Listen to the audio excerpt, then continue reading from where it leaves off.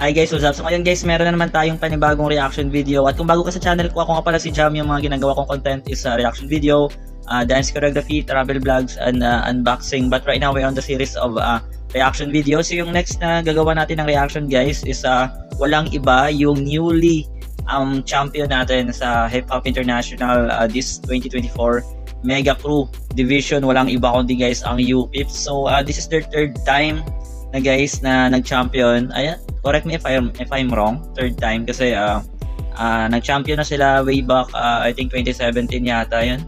So kung hindi nyo natatanong guys, I'm also a dancer at meron din akong grupo. Shout out sa Street Kings dyan from Rojas. That's my group guys. So nag-try din kami guys na mag-join Hip Hop International but not international but regional lang. Dito dito lang sa Pinas guys. But grabe talaga kapag mag-join ka guys sa HHI. It's gonna be like a prestige competition na lahat ng mga best dance crew sa country or sa region man yan is talagang mababangga mo guys. It is different experience lalo na kapag may gusto mo talaga i-pursue yung dance. Tsaka isa talaga guys sa mga dream namin yan na makasali sa big competition dito sa Pinas at kung papala rin international. But let's go back guys sa UPIPS. So let's watch this guys and we're gonna do a quick breakdown. Tsaka actually guys, nakita ko na to yung kanilang but hindi ko pa siya nagawa ng breakdown video doon sa mga part na ang sarap ulitin at doon sa mga part na highlights. So hindi pa natin nagagawa yun. So samahan nyo ko guys at excited na ba kayo? At bago ang lahat, kung bago ka sa channel ko, don't forget to click the subscribe button at i-ring na rin guys yung bell para updated kayo sa lahat ng ipopost natin. So let's go guys, let's start. Let's watch this Hip Hop International Mega Crew Division UPIPS sa kanilang final performance. So in 5, 4, 3, 2, 1, let's go. Let's go.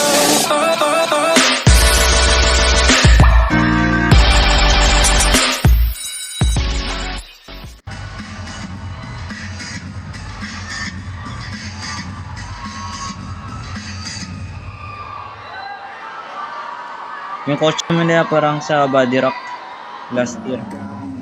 Si Forge talaga yung sa center ulit Woo!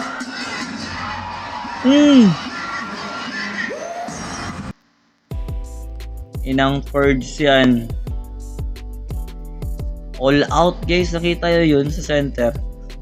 Yung costume nila parang nasa same sa Body Rock na nag-guesting doon.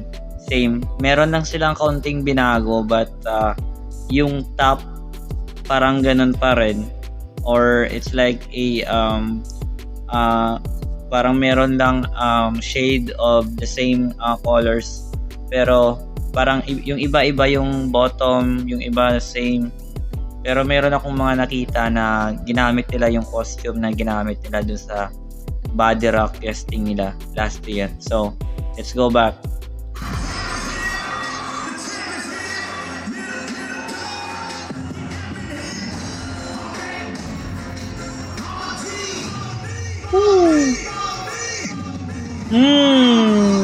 Signature.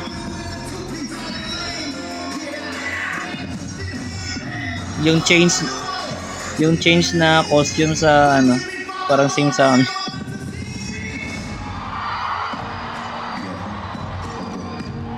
dance hall man.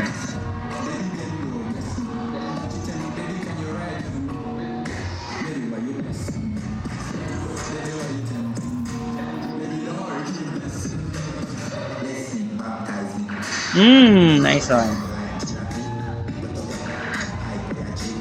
Nagsishake yung camera, no? Ay!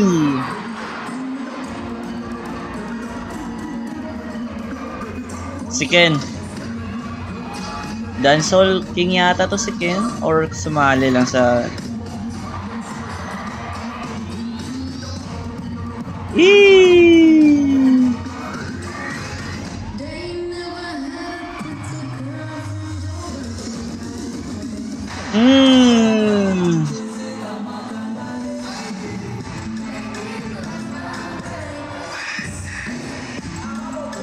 Gob, man. It's Afro time. Let's go.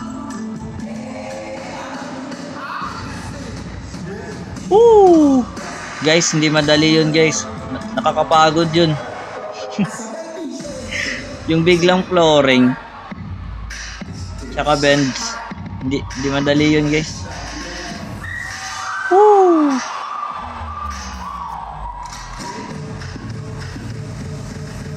Ito, ilang beses na ito nakita sa kanila. Isa sa mga trademark din. Popping. Wala yata si Brad dito eh. Wala na si Brad. Si Brad, guys, siya yung isa sa mga popper na talagang choreographer talaga ng UPIPS when it comes to popping. Pero parang wala siya dito.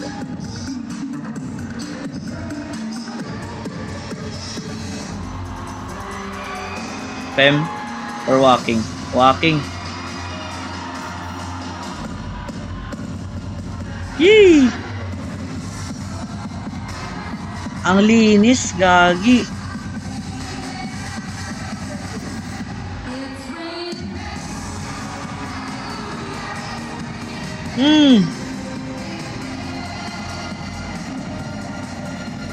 Mukhang madali lang yun yung sa paa, guys, pero mahirap yun. Nakakangalay yun. Hey, Michael Jackson. Si Mavi yun eh. Woo!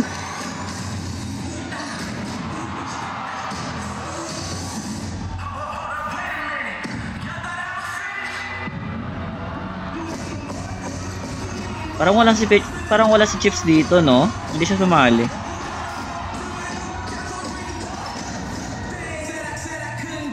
Usually kasi si Chips yung nagdadala sa center eh. Kapag ending na. Ina ang camera. Ooh! Ito yung camera, guys. Nag-shake. Umaabot yung yung shake ng camera sa yung shake ng galing sa stage papunta sa camera. Grabe, ang sakit. Pero sa akin, guys, yeah, we're gonna do a quick breakdown. Sa akin, medyo hindi na ako kasi hindi na ako masyado hindi na ako masyado nabigla kasi kapag mag-perform talaga yung UPIPS talaga, ganun talaga eh. I mean, all out, ang linis, ano pa? All out ang linis. Ang highlights, yung mga blow ups nila, yung mga flyers, yung routine nila from change of formation to flooring, yung flexibility ng mga babae nila, tsaka nandun lahat, guys, complete package. Pero sa akin,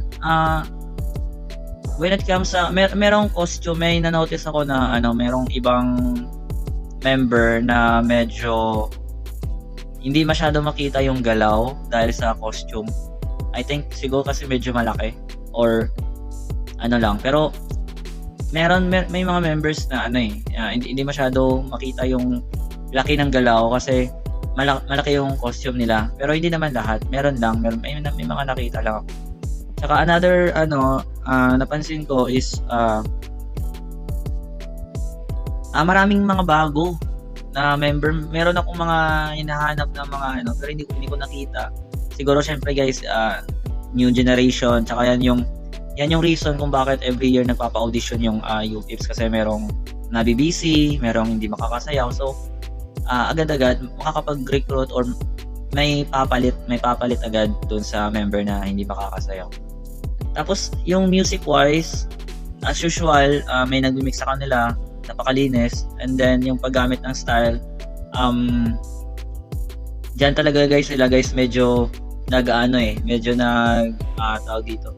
Yan talaga, guys, yung pinaka-crucial sa kanila when it comes sa pagbuo ng routine, kung anong style yung gagamitin. So kung dancer kayo, guys, I know may knowledge kayo sa different styles ng street dance. So kung na-notice nyo yung ginamit nila, walking, vogue, dancehall, afro, parang walang meron silang b-boy, no? Parang hindi ko napansin. Parang meron. Tapos choreography, ending, tsaka intro. ano pa yung style, wala silang wala silang lacking eh. Nagpopping sila. Yan. So, medyo crucial yan guys kasi dapat yung strength ng member mo or ng grupo mo, yun yung ilagay mo or yun yung yun yung ilagay nyo sa routine na gagawin nyo or sa pyesa. So, kasi hindi kasi na kapag maraming styles ka na nilagay, panalo ka kasi marami kang nalalaman. Hindi yun kasi yung judging kasi ng HHI is it's not about how many styles yung pinakita nyo, is about gaano nyo or paano nyo i-execute ng authentic yung style. So hindi porket gumamit ka ng maraming style malaki na yung points mo. Yung tinitignan doon kung gaano nyo ka-proper ini-execute yung style.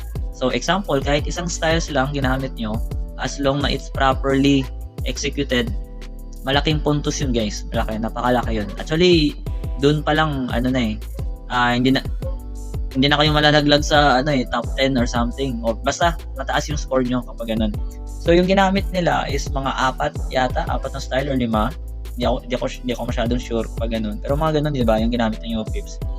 So kita yun naman guys kung gaano ka properly executed yung mga styles na ginamit, which is yan talaga yung strength ng UPIPs way back 2000 or early na years na nag-join sila sa HHI. Parang same sa legit status, they're using different styles at grabe, napaka-legit ng kanilang pag-execute, napaka-authentic guys, at nakita nyo naman. At kung may knowledge kayo sa mga style, you know na na-execute siya ng properly. Yan. So ano pa ba? Yung mga highlights, may mga highlights ako na nakita ko na sa past nila na performance. Pero yung fresh lang talaga palagi, the way na lumabas yung UPIPs is yung choice of music, yung highlights sa paggamit ng styles, tsaka yung the way nila timplahin. Yun kakaiba. Every competition or every HHI na lumalabas sila, talagang merong different flavor at malalaman mo talaga na fresh kasi bago na naman sa mata. So yun, grabe ang worth it.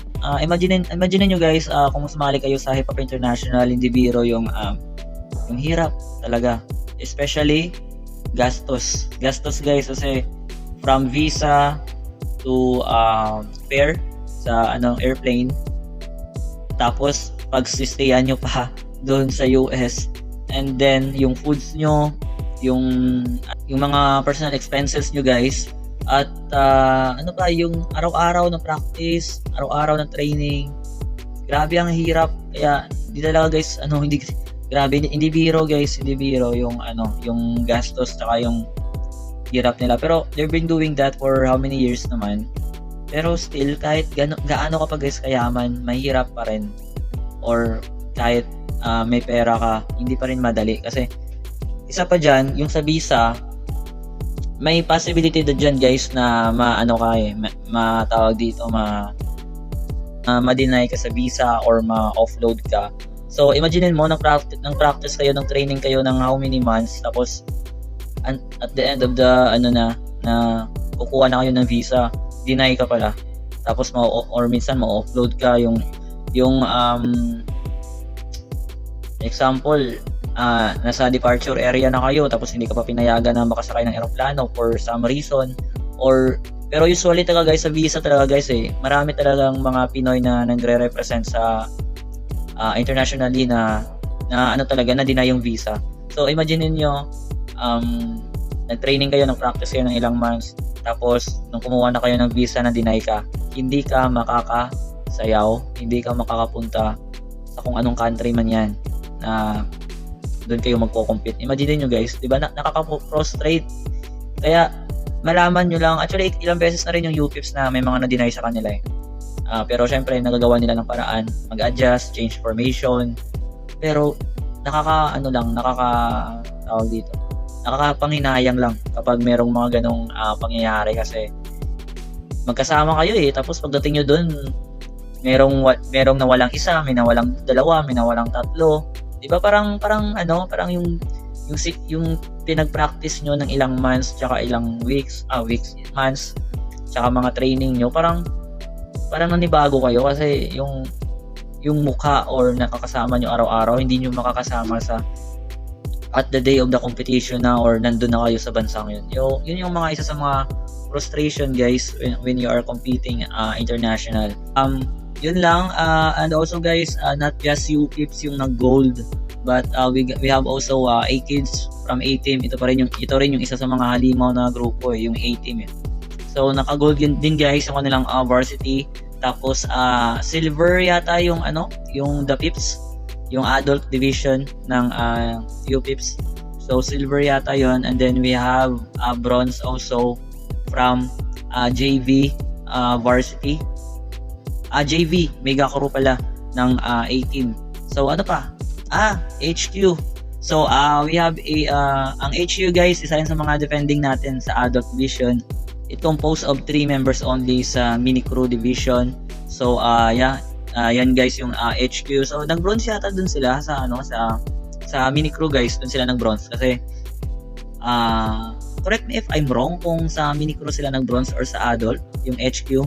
Basta meron guys na uwi na medal at competitors na kailangan guys ng support from from our government sana, pero siguro naintindihan ko rin guys. So I'm gonna do a quick in my own kasi sa akin kasi in my own opinion lang to guys kasi sa akin yung sa Olympics, syempre yan yung ngayon. Yung Olympics kasi it's connected with government of each and every country. So that's why na they have their own designated budget for every athlete. It's because of the event itself is connected on the government. So yan yung reason guys. But yung HHI or Hip Hop International, it's a private event na hindi siya connect sa government. That's why walang support yung government doon. It's a own from kung sino yung gusto sumali, ganun. Sila talaga yung magte-take risk ng money, ng gastos, ganun. Pero syempre maganda rin kung meron tayong support galing sa government guys, kasi kahit hindi naman natin sinabi na ganun kalaki. We just need a support na alam yung makakapag-push din sa mga Filipino dancers natin na mag-compete sa labas kahit hindi naman ganun kalaki katulad ng mga athletes. But yung mga nag-uuwi nga guys ng gold mas marami nga sa mga dancers sa mga nagko-compete sa labas usually basta Pinoy, kung hindi guys second, champion or third, meron talagang Pinoy dyan na mananalo. Kahit sabihin natin na sa ibang bansa, dyan sa first, second, third na yan, meron talaga dyang isang grupo na Pinoy na hindi talaga guys napapatalo yung Pinoy pagdating sa dance competition kasi dito pa lang sa Pinas, kasi ang taas na ng standard, ang taas na ng level ng competition dito pa lang sa Pinas.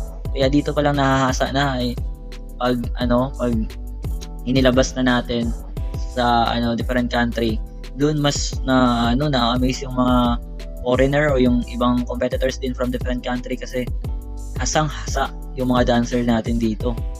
Kumbaga batak na batak. So yun, I mean parang kahit kaunting push lang galing sa government para kahit paano hindi rin ma-feel ng mga dancers na parang walang nag-push sa kanila or something, nagso-support para kasi Pilipinas yung nire-represent kaya mas maganda sana kung meron. So well, yun lang guys. So that's my opinion lang at comment down below kung agree kayo doon. At sa mga kapwa kong dancer dyan, I know that naintindihan nyo yung mga sinabi ko when it comes to that, kasi dyan talaga tayo palagi problema when it comes to financial. So anyway guys, congratulations sa lahat ng mga competitors sa HHI, especially ang Pilipinas. Another gold, another silver, at another bronze again from our country. So, salute and also guys, congratulations sa mga athletes din natin guys sa Olympics. Sinasabi ko na kasi same lang parang magkasunod lang yung Olympics tsaka yung Hip Hop International. At the same time, we have a 2 gold from our Pinoy athlete din na si Carlos Yulo. So congratulations din guys. So congratulations sa ating lahat ng mga Pinoy na meron na namang nakakuha ng kampyonato sa Olympics tsaka sa dance scene. So yun. So anyway guys, salamat sa mga nakaabot sa part na to guys. At kung meron kayong gustong request or suggest na gawan natin ng reaction video, just feel free to comment down below. At sa lahat guys, sa mga nakaabot sa part na to, maraming salamat. And kung bago ko sa channel ko, don't forget to click the subscribe button at i-ring nyo na rin guys yung bell para updated kayo sa lahat ng ipopost natin dito sa channel. So maraming salamat guys sa mga nanonood, and I'm out. Peace, and see ya. Let's go.